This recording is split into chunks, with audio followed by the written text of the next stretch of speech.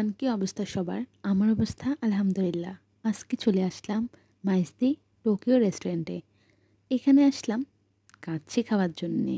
তো এখানে কাচ্চি কেমন আর সব কিছু দেখতে কেমন তা যদি দেখতে হয় আমার সাথেই থাকুন। আমরা টোকিওতে ঢুকতেই প্রথমে যা দেখলাম তা হচ্ছে আশেপাশে সব স্নেকার্স টাইপের সব কিছু। তা আমরাও এখান থেকে আর কিছুই নিই নাই, যেহেতু আমরা আজকে কাচ্চি খেতে আসলাম।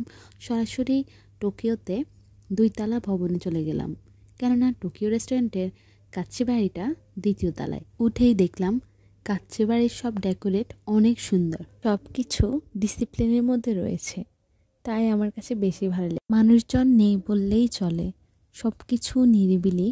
যদি কেউ বেশি চেঁচামেচি না পছন্দ করে তাহলে আমি তাদেরকে বলবো মাইজদি টোকিও কাচ্চি বাড়িতে আসার জন্যে। এখানে একদম সুন্দর নিরিবিলি পরিবেশ, আর আপনি আপনার মনের মতো করে অর্ডার দিতে পারবেন। আমরা তো একটু ভিতরে গিয়েই বসে পড়লাম, তো আমরা আমাদের অর্ডারটা দিয়ে দিলাম। আর এখানে আরেকটা জিনিস কি, এই যে এই ল্যাম্প, এটা কিন্তু হাতের চুড়ি দিয়ে বানানো।